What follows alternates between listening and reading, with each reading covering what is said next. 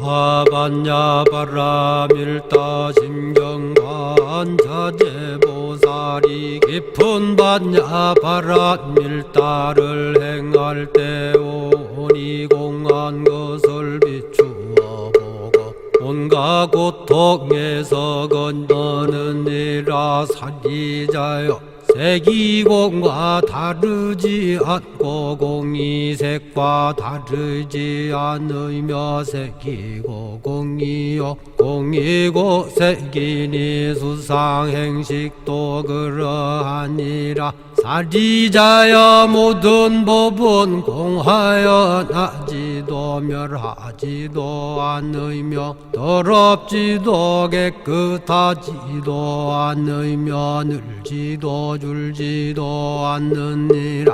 그러므로 곧 가운데는 색이 없고 수상행식도 없으며 아니비설신의도 없고 색성향 미촉법도 없으며 눈의 경계도 의식의 경계까지도 없고 무명도 무명이 다함까지도 없으며 늙고 죽음도 늙고 죽음이 다함까지도 없고 고진열도도 없으며 지혜도 듬도 없느니라.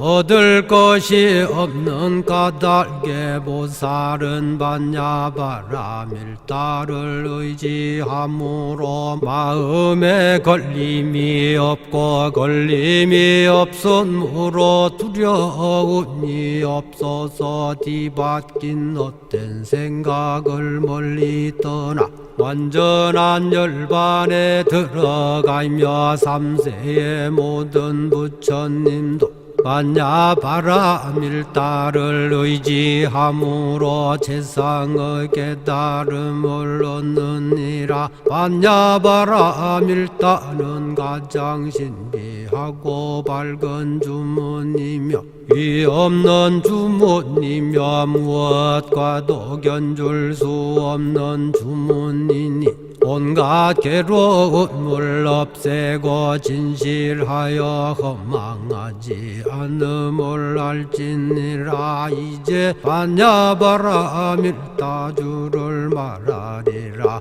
아제 아제 바라 아제 바라 승아제 모지사바 아제 아제 바라 아제 바라 승아제 모지사바 아제 아제 바라 아제 바라 승아제 모지사바.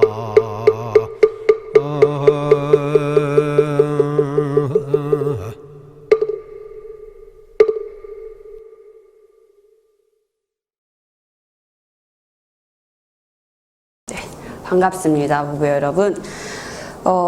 코로나로 인해서 우리가 또 법회 장소에서 만나서 얼굴을 보고 이야기를 해야 되는데 그렇지 못해서 이렇게 영상으로 다시 만나게 되었습니다. 오늘 제가 해볼 이야기는요, 우리가 이 현대를 살 때 어떻게 살아가야 할까를 생각을 해봤습니다. 요즘에 늘 생각을 하는 부분이 있긴 하지만 우리가 현재를 살아가는 데 있어서 미래지향적인지 아니면 과거에 매여 있는지 이런 것들 생각하게 되잖아요. 사실 불교에서는 우리가 지금 현재를 살아가고 있지만 3세, 그러니까 과거, 현재, 미래가 지금 함께 다 공존한다 이렇게 이야기를 해요. 그렇게 가르치고 있죠. 왜냐하면 과거가 쌓여서 내가 되고 현재의 내가 또 미래를 만들어간다 이렇게 이야기를 하잖아요. 불과 한 10여 년 전만 해도요, 전통을 좀 터부시하거나 아니면 전통은 고리타분하다 막 이런 것들이 되게 심했던 것 같아요. 지금 제가 어렸을 때 초등학교 다닐 때만 하더라도요, 주류 음악 시장만 보더라도 국악이나 이런 것들은 뒤로 확 밀리고 서양의 팝 음악 아니면 클래식 이런 것들을 일변도로 막 가는 경향이 있었어요. 근데 어느 순간부터 우리가 우리 자신에 대해서 알아보려면 우리의 과거를 또 잘 알아야 한다라고 생각을 하잖아요. 그러면서 지금의 나의 문제를 과거에서부터 찾아내서 현재를 더 좋게 만들 수 있고 또 지금의 이 현 상황을 내가 조금 더 몰입해서 살아가면 미래를 더 밝게 만들 수 있다 이렇게도 볼 수 있는데 요즘에 모든 것들이 정보의 홍수 시대입니다. 그러다 보니까 많은 것들을 접할 수 있고 내가 맘만 먹으면 공부를 충분히 할 수 있는 시대잖아요. 불교 공부도 그렇지 않나 싶어요. 그러니까 불교의 진리는 많은 사람들이 공부를 해보면 이만한 진리가 없다라고 이야기를 해요. 사실이기도 하고요. 그런데 이러한 훌륭한 가르침의 주변이라고 해야 될까요? 예를 들자면 불교 문화라고 불려지는 것들 있잖아요. 그 유형적으로 남아있는 것들, 뭐 건물, 미술 이런 것들은 누가 봐도 뭐 우리가 문제 제기할 부분이 없어요. 그런데 그 불교 문화 안에서 탄생된 새로운 규범들 이런 게 있어요. 예를 들자면 뭐 우리나라 불교나 중국 불교, 그다음에 뭐 동남아시아 불교는 문화가 다 다르죠. 뭐 기후, 그다음에 여러 가지 문화 습관들 때문에 스님들의 규범도 많이 달라요. 의복만큼도 다르죠. 그런데 이건 불교가 인도에서 탄생돼서 넘어왔기 때문에 그럼 이걸 불교의 고유의 것으로 봐야 되나 안 봐야 되나 이제 이런 논쟁도 있단 말이죠. 예를 들자면 먹는 것에 대해서 부처님 당시 그리고 현재 동남아시아도 스님들이 탁발을 해서 이제 음식을 해결하시죠. 그러다 보니까 음식의 선택권은 없습니다. 신도님들이 공양을 올리는 모든 음식을 먹기 때문에 거기에 뭐 육식이니 채식이니 가릴 게 없어요. 그런데 중국으로 넘어오면서 중국엔 탁발 문화가 없다 보니까 음식을 직접 조리를 해야 되고 또 이제 그 음식거리를 만들기 위해서 농사를 지어야 돼요. 그러다 보니까 선택적으로 살생을 하지 않는 채식을 선택을 하게 됐어요. 그러다 보니까 그 중국 불교 문화가 우리나라에도 들어오게 됐고 우리나라도 이제 음식에 따라서 이제 그런 논쟁들이 지금까지도 간간히 있습니다. 불자는 채식을 해야 되냐, 승려는 뭐 채식을 해야 되냐, 해야 되지 않느냐, 뭐 이런 논쟁도 붙는데 사실 이런 문제는 어떠한 것으로 딱 정해져 있다기보다는 사실 계율에는 고기를 먹어라 먹지 말라 이것보다도 삼정육은 먹을 수 있다라고 이제 명시되어 있단 말이죠. 그런 것처럼 음식에 대한 문제도 그 자리에 처했을 때 내 선택인 거죠. 이제 불교의 기본 가르침 이제 불살생이 있잖아요. 불살생을 통해서 우리가 이걸 조금 더 적극적으로 실천을 하려면 고기를 먹지 않는다라는 방향으로 흘러가겠죠. 하지만 뭐 필요에 의해서 혹은 몸 건강 상태에 의해서 고기가 필요한 경우도 있단 말이에요. 그리고 60세 이상이 되면 뭐 고기를 먹도록 허용이 되어 있는 부분도 있어요. 그러다 보니까 이런 논쟁들을 너무 과거에 그렇게 했기 때문에 지금 먹어도 된다 뭐 이런 식으로 해석할 것도 아니고 그때 안 됐기 때문에 지금도 안 된다 이런 것이 아니라 어떤 시대의 흐름에 따라 그 변형은 충분히 올 수 있다라는 거죠. 물론 계율을 뜯어 고치자는 것이 아니라 계율이 아닌 문화로서 형성된 부분에 있어서는 얼마든지 수정을 할 수 있어야 된다라는 부분입니다. 마찬가지로 또 이런 것들도 있어요. 2500년 전의 불교와 현대의 불교가 완전히 꼭 일치한다고 볼 수가 없어요. 그렇죠? 그리고 불교는 그 가르침이 전해져 온 기간이 길기 때문에 우리가 지금 배우고 있는 불교학들은 굉장히 다양합니다. 처음에 인도에서 탄생되었던 것들, 뭐 팔리어 경전이 번역돼서 지금 나오고 있고요. 그 다음에 뭐 티베트 쪽으로 전해진 것도 우리가 지금 배울 수 있어요. 중국 한역 경전도 배우고 그 사이에 수많은 논문들도 쏟아져 나왔고요. 정말 방대합니다. 이 모든 게 다 네가 옳다, 내가 옳다라고 결정하기보다는 일단은 첫 번째로 받아들여보고 이게 지금 우리가 살고 있는 때에 적합한 것인가 안 적합한 것인가를 보고 취사 선택을 할 수가 있다는 거죠. 전통이라는 것이 그런 맥락이 아닌가 싶어요. 제가 전에도 한번 얘기했던 것 같은데 왜 우리 법당 예절 중에 하나가 양말 신고 들어가는 거잖아요. 맨발로 법당 출입 안 되잖아요. 그런데 그 태국이나 미얀마 사원은 맨발로 출입하는 게 예의예요. 이런 걸 보면 그쵸? 이건 논란거리가 될 수 없을 것 같아요. 우리가 생각하기에. 그런데 우리나라 전통 문화는 꽁꽁 감싸는 문화가 있다 보니까 맨발로 무언가를 하는 것을 굉장히 이제 꺼려하는 게 있었죠. 그러다 보니까 그게 지금까지도 내려오고 있는 거예요. 사실 맨발로 법당 들어가도 문제 안 된다고 생각합니다. 저는. 왜냐면 그게 부처님 규율에 있는 것도 아니고 그냥 한국 문화에서 탄생한 부분이거든요.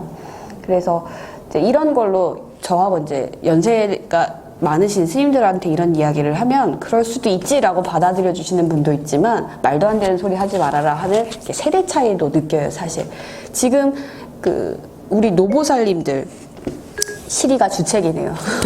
노보살님들도 맨발로 그렇게 법당에 들어오는 거 보면 막 경을 치시려고 그러는 거예요. 그런데 이제 제가 그걸 봤다면 보살님 맨발로 들어오는 게 어떻겠어요? 라고 말씀을 드리겠지만 그 분이 쉽사리 안 사그러드시는 그런 분들도 계시거든요. 이런 것처럼 우리가 불교를 공부할 때는요,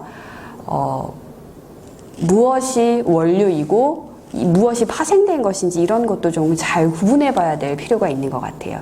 그렇게 해야 우리가 지금의 우리가 불교의 행을 실천할 때도 적용될 수 있는지 아닌 건지를 판단을 할 수가 있거든요. 부처님이 이렇게 말씀하셨다라는 게 명확한데 부처님 말씀 우리가 뜯어고칠 수는 없어요. 그건 말도 안 되는 거죠. 하지만 그 가르침으로부터 다른 사람에 의해서 파생돼 나온 것들은 충분히 바꿀 수 있다라는 거죠. 그래서 저는 법당에 특히 이제 뭐 시골 절은 아이들 뭐 캠프 같은 거 하면은요, 맨발로 법당에 들어와도 문제 없다고 해서 아이들한테 맨발로 들어오게 합니다. 근데 노보살님들은 못마땅해 하세요. 그런 걸 보면. 그래서 이걸 또 하나하나 설명해 드리면 잘 안 들으시거든요. 근데 우리 젊은 법우님들은 그런 부분에 있어서 정말 생각의 유연성을 가져야 될 것 같아요. 그래야 우리가 지금을 사는 데 있어서 가장 충실하게 살 수 있는 부분이기도 해요. 무언가를 일단 내가 받아들여서 내 안에서 소화가 돼야만 이걸 사용을 할 수가 있는데 그냥 시키는 대로 혹은 가르쳐준 대로만 입력되듯이 머릿속에 갖고 있으면 이걸 해야 될 때 그 상황에 맞게 적절히 사용할 수가 없다라는 거죠.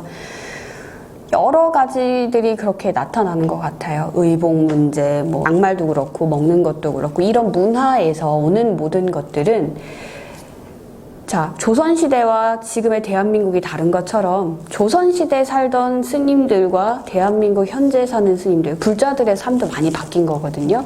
그거에 맞춰서 같이 협의를 통해서 이런 부분은 이렇게 갔으면 좋겠다라는 그런 것들이 좀 많았으면 좋겠어요. 그래서 저는 항상 우리 법우님들을 보면 그런 얘기해요. 어떤 걸 좀 편하게 하고 싶은지 아니면 뭐 이런 건 바꿨으면 좋겠다라는 의견을 많이 들어보려고 해요. 그리고 제가 할 수 있는 거면 제 선에서 충분히 바꾸고. 근데 여전히 우리 어른 스님들께서는 이제 약간 보수적인 부분이 있잖아요. 그래서 조금 어려울 수 있는 부분이 있지만 어쨌든 주 요지는 그거 같아요. 깨지지 않고 변하는 것은 진리뿐이지 그 모든 것들은 항상 바뀌어지는 거죠. 그 생로병사처럼 그리고 재행무상처럼 모든 것들은 끊임없이 변화하기 때문에 무엇 한 가지가 옳다라고 계속 주장할 수가 없는 거죠. 전에 어떤 영화 제목을 보니까 그때는 맞고 지금은 틀리다였나? 그런 영화 제목을 들어본 것 같아요. 그래서 되게 특이한 제목이다라고 생각을 하고 있었는데 그 내용은 아직 몰라요. 영화를 안 봐서. 그런데 그 이야기를 들어보니까 시간이 흘러감에 따라 정말 그때는 맞았는데 지금은 틀리다라는 것을 알 수가 있는 거예요.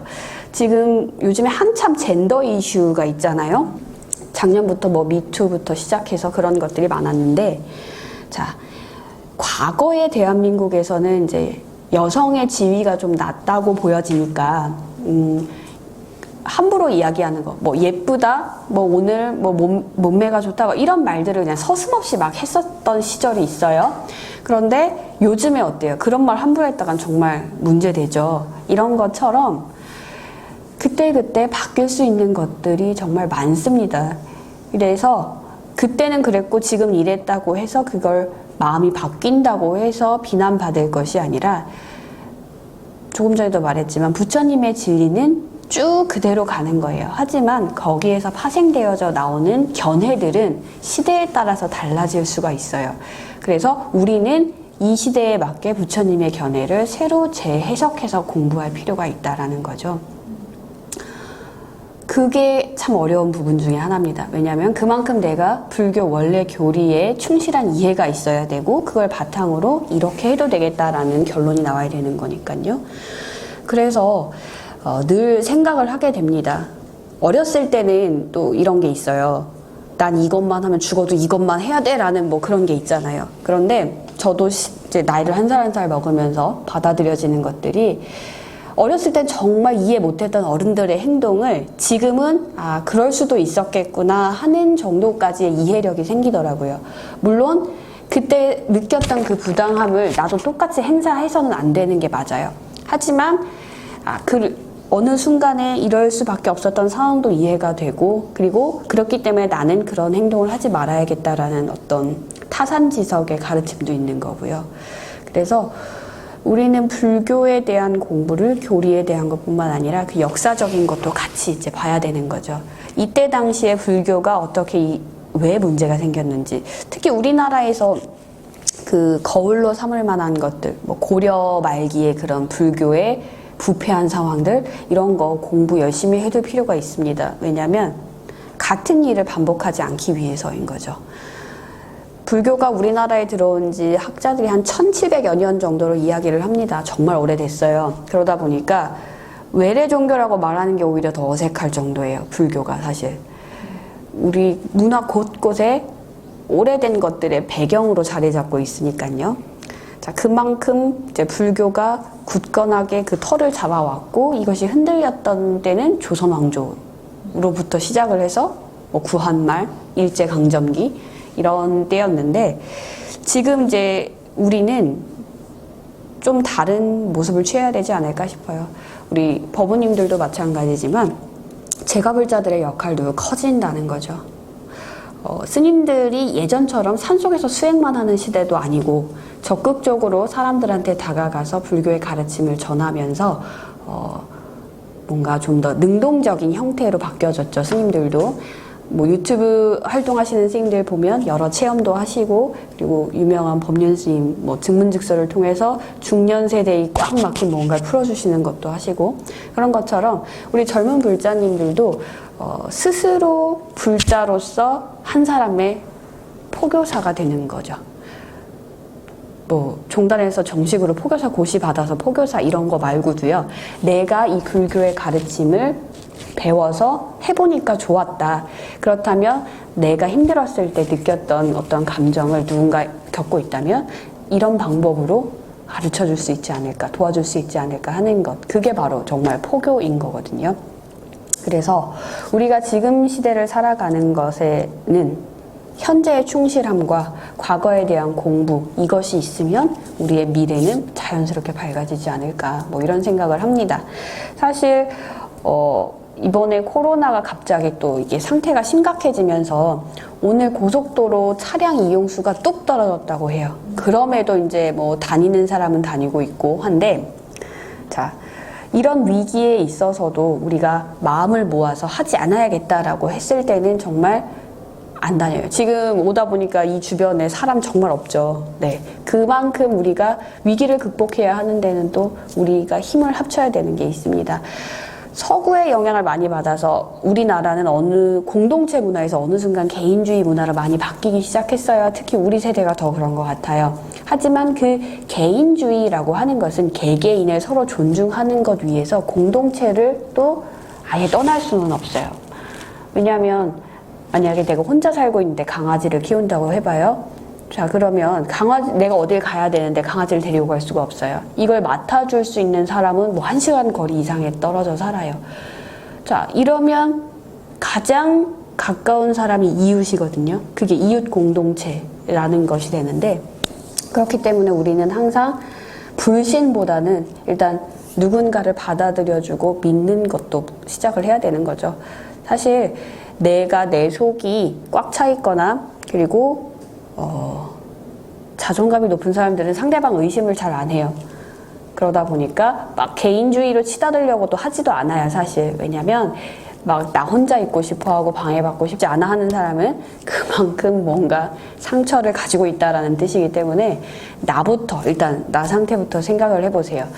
나는 혹시 너무 사람들하고 떨어지려고 하는 것은 아닌가 않을까라는 생각도 해보고, 그렇게 해서 지금 우리 법우님들이 청년의 활동을 하는 거 좋은 공동체 활동이라고 생각이 돼요. 물론 공동체는 어떤 삶의 터전을 같이 읽어가는 그런 것도 있지만, 같은 뜻을 가지고 좋은 의도를 어떻게 행할 수 있는가, 그 의지대로 모인 사람들이기 때문에 이런 활동들이 굉장히 지금부터 우리가 인생을 더 살아갈 때까지 도움이 많이 될 거라고 생각이 됩니다. 그래서 지금 우리가 얼굴을 보고 만나고 서로 즐겁게 이야기하고 차 마시고 하는 그런 시간을 지금 당장은 가질 수 없어요. 근데 이 시기도 우리가 조금만 더 애쓰면 금방 지나갈 것 같습니다. 그래서 우리 법우님들 영상 법회이지만 열심히 출석 체크해 주시고요. 그리고 간간히 이벤트 올라갈 겁니다. 이벤트 참여 꼭꼭 해주세요. 그러한 것들이 내가 이 활동에 혹은 이 커뮤니티의 끈을 놓지를 않고 있어야 이게 오프라인으로 이어졌을 때 더 자연스럽게 더 큰 효과를 볼 수 있지 않을까. 사실 우리 코로나 때문이면 집에서 안 나가잖아요. 뭐 하겠어요. 누워서 휴대폰만 하죠.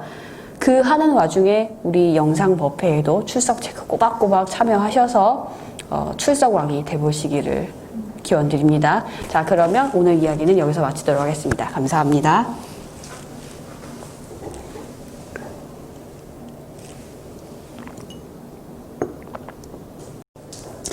유튜브 채널로 들어오시는 분들은 좋아요, 구독 꼭 해주시고, 네, 우리 모두 우리의 소중한 이 영상 법회를 잘 또 이어나가 보면 좋겠습니다.